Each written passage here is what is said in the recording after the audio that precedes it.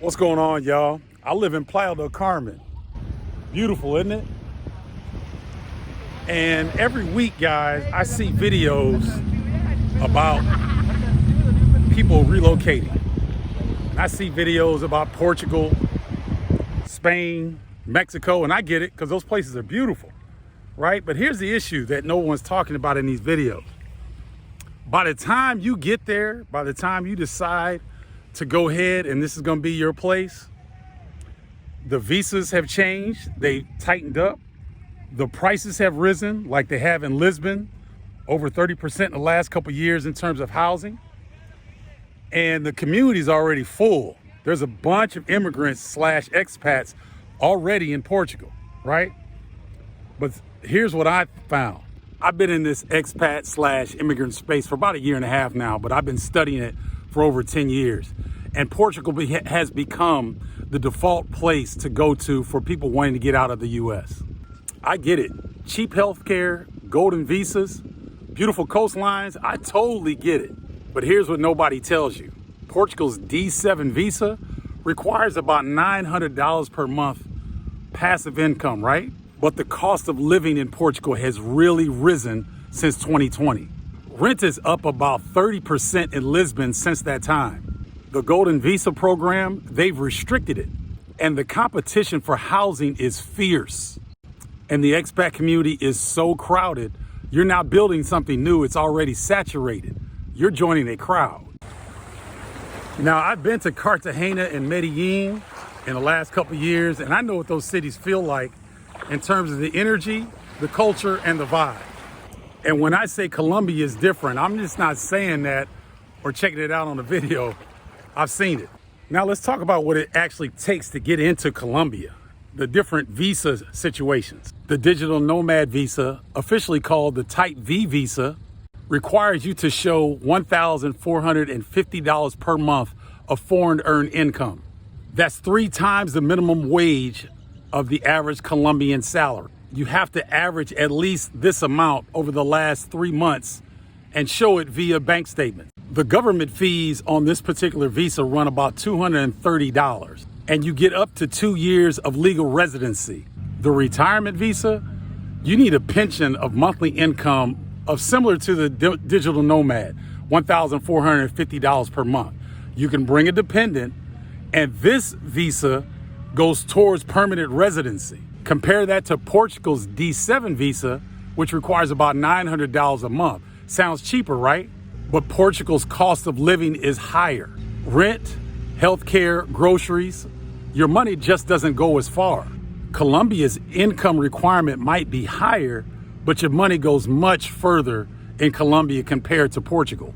So as you know, I live in Playa del Carmen.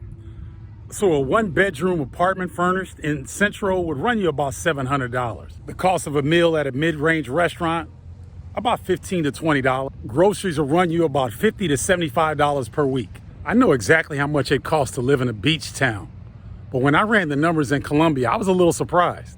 In Medellín, you could get a 1-bedroom furnished apartment in a good neighborhood for between $550 and $700 per month. In Cartagena, a 1-bedroom in the city center will run you about $515 per month. In Santa Marta, even less. A decent 1-bedroom in the city center or along the water coastline will run you about $400 to $500 per month.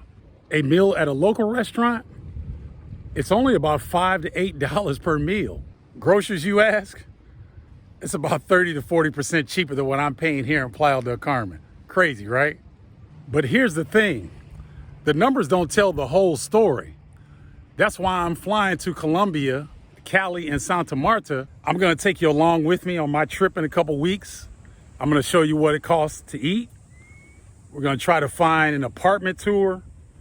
And you know I'm gonna find me a brother or sister that we can holler at about what life is like in Cali. And one of the things that I noticed that people rarely talk about when they talk about Spain or Portugal or Mexico is the Afro connection, which Colombia has a huge Afro-Colombian connection, a huge Afro-Colombian culture, experience, and presence. The Afro-Colombian population is one of the largest in the country.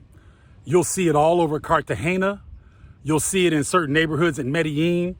And I can't wait to get to Cali, which is described similar to Salvador Bahia as one of the blackest cities outside of the continent of Africa. When I first traveled to Cartagena, I knew about the black experience. I knew that there were black people there, Afro-Colombians, but I had no idea how vast and how vibrant that culture is.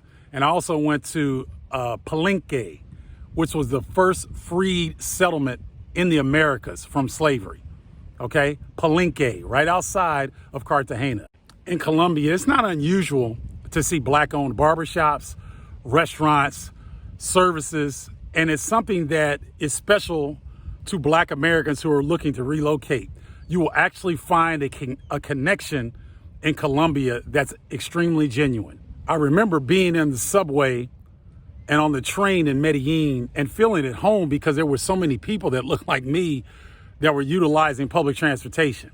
So Colombia, like a lot of places in Latin America, are full of people of Afro descent, Latin descent, European descent, but the Afro-Colombian presence is real and vibrant. Maybe not in Cartagena because I just didn't like the begging nature of the street vendors. It was very aggressive. But in other parts in Medellín, hopefully in Colombia and Santa Marta, I could see myself living there because just the way I felt, even in Cartagena with the aggressive street vendors, I still felt at home with all the people that looked like me, the vibrant music, the colorful apparel that people were wearing, and all the Afro indigenous signs are there for you to explore and to enjoy. But y'all know me, I'm not gonna say your dream without showing you the downsides. And here's what nobody tells you. The digital nomad visa does not count towards permanent residency. It's a visitor visa, not a migrant visa. If your goal is to get a Colombian passport, this is not the path. The retirement visa, you can't work at all. Not remotely, not locally, nothing. That's a deal breaker for some people. Healthcare? Colombia is ranked number 3 in Latin America of best healthcare systems. But as an immigrant / expat, you're not eligible for the EPS healthcare system. You need private insurance. That's an extra cost you have to budget for. Depending on your healthcare and your age, you're looking at around $50 to $150 per month. And safety, let's be real, y'all. Colombia has a reputation. That reality is nuanced. Medellín and Cartagena, like most cities around the world, have safe neighborhoods and not so safe neighborhoods. But you have to be intentional about where you want to live, how you move around, and who you trust. That's true anywhere, but it's still worth saying. And I'm not going as a tourist, y'all. You know what it is. I'm going as a transition architect that I am. I'm going to scout the area out for all of you. Here's what I'm testing, guys. What does a 1-bedroom cost in Cali and Santa Marta? What does a week's worth of groceries look like in both of these cities? Can I walk into a visa office or do I have to do everything online? What does the actual Afro-Colombian scene look like, not through videos, but actually on the ground? And what do immigrants, expats living there say about healthcare, cost of living, and everyday life in Colombia? So this trip will be all about filling in the gaps of not being a tourist, but being a transition architect. So here's where I land. The research suggests that Colombia beats Portugal on visa accessibility, healthcare, and cost. In 2 weeks, y'all, I'm on the ground in Cali and Santa Marta, Colombia, and I can't wait. I'm gonna show you what I actually spend, what the visa situation looks like on the ground, and what the cultural connection and experience can be for us as Black Americans looking to go elsewhere. And I'm gonna answer all your questions because I want all of you to come with me on this. If you guys are watching those generic ass videos that don't really share anything, and you wanna join me on the ground in Colombia, hit the subscribe button. I'm definitely gonna connect with a brother or sister down in Colombia so that you all get a sense of what it's like for someone on the ground. If you wanna know the country that you should be scouting out for your own particular lifestyle and desires, I've created something called the Global Scouting Report. Go to my bio, hit the link. It's only 8 questions. It takes 2 minutes, but it gives you a score of your readiness to relocate, okay?